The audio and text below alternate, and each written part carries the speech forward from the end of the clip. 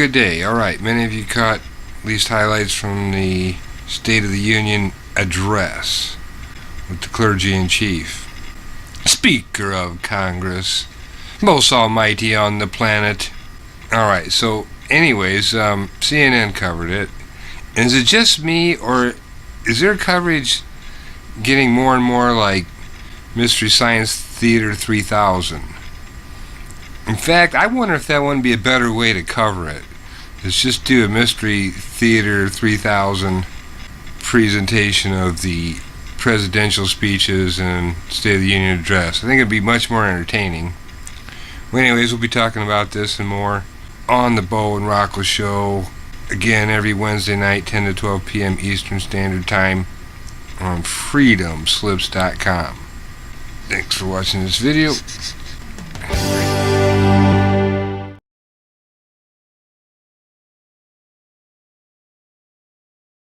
I want to thank Amanda and the whole crew here at this wonderful coffee shop.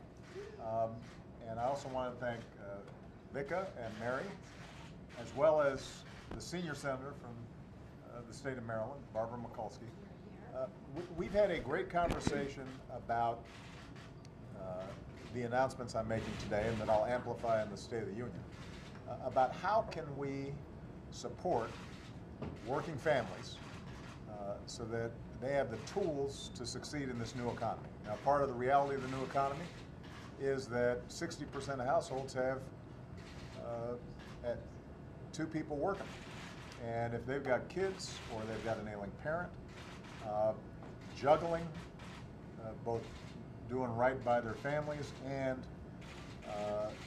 making a living can be tough. Now, one of the biggest problems that we have is that there are 43 million Americans who don't get paid sick leave, which, when you think about it, it's a pretty astonishing statistic.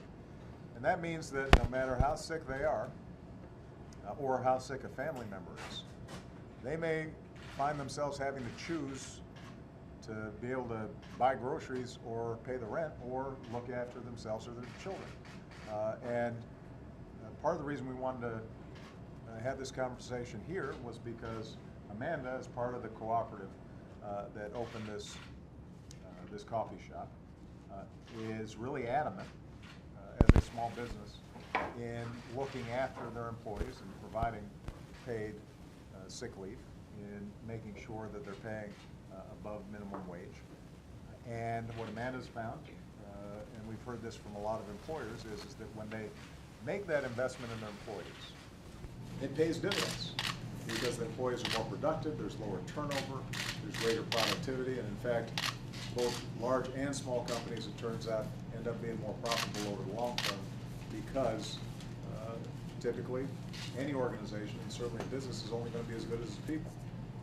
We had a chance to hear from Mary, who's a school nurse as well as a small business woman, and Mary made the point that even now she finds herself in a situation where during flu season, you've got a kid who is at school, has a bad flu, she needs to call the parent to try to get them to pick up their kid, and the parent can't do it because they risk losing their job or losing a big chunk of their paycheck.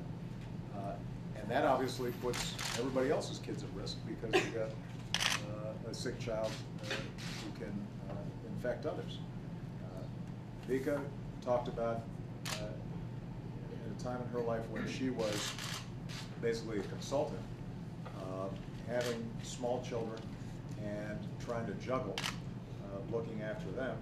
And each time that she had to take a day off, that might cost her $150, which when you're a young family getting started, that's going to have an impact on whether or not you can save to ultimately buy a home or start putting away savings for a college education. So this is an issue that spans geography, spans demographics, working families, middle class,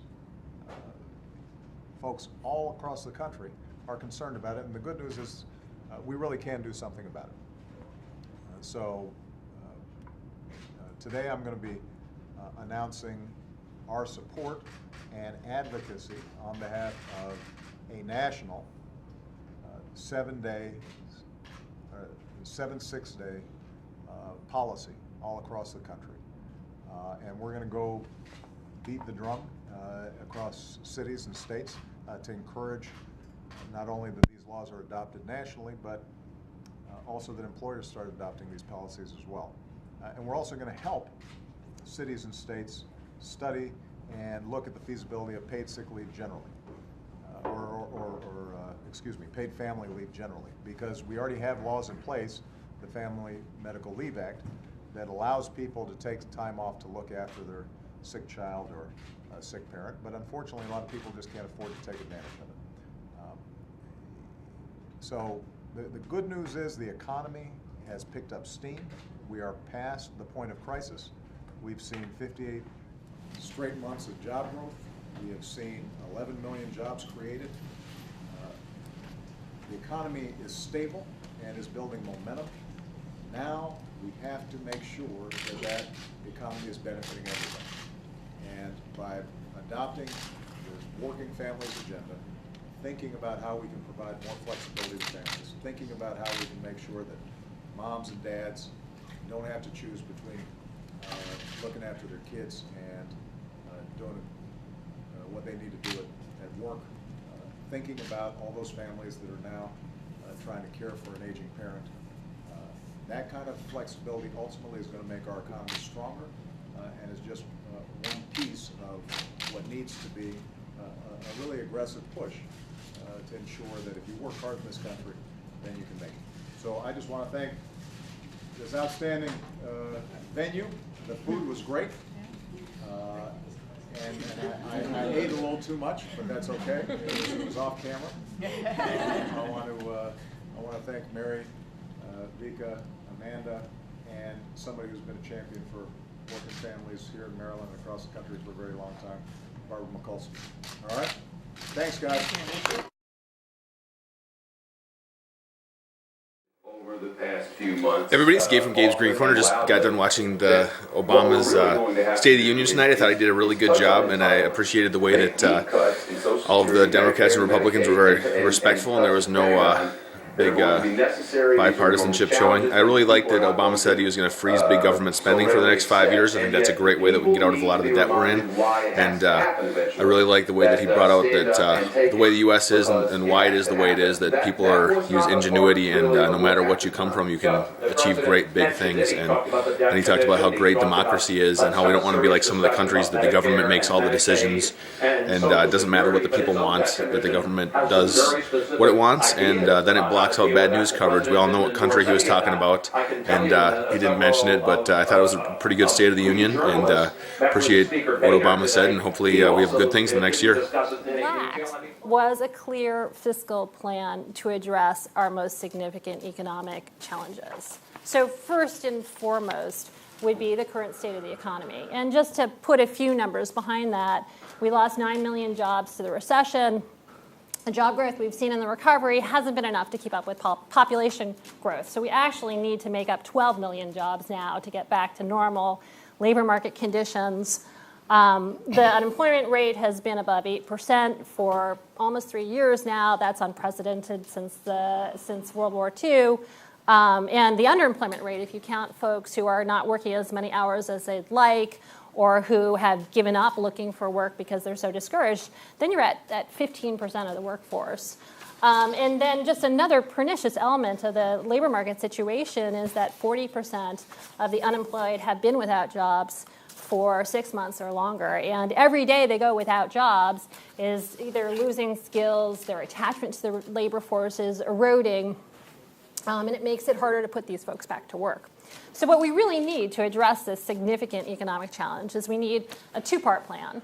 And the first part is measures that address the short-run labor market problems, partly through boosting aggregate demand. So the president had, he in his Labor Day speech, he put out a package that would essentially do this. And he came back to some of those measures last night. He talked about extending the payroll tax cut. He talked about more infrastructure spending. He talked about ways to get workers back to help them find jobs.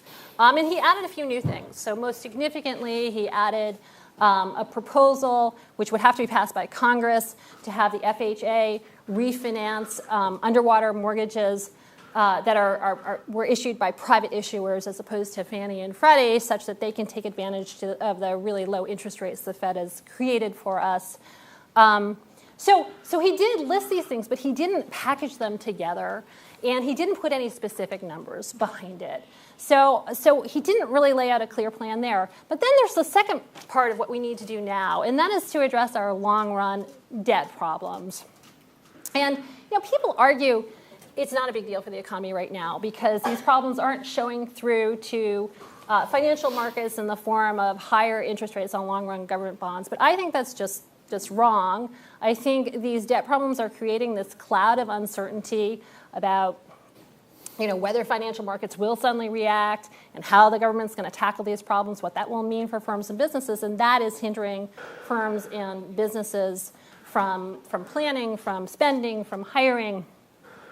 And again, the president kind of hinted about the deficit issue. He talked about specific ways that you could reduce the deficit. The blueprint has a sentence saying we need a plan to tackle our long-run deficit problems, but he didn't really come close to laying out a clear, comprehensive plan. And so just to sum up, I think there certainly were interesting elements of the speech, but I think the lack of a clear fiscal plan really was a disservice to the economy.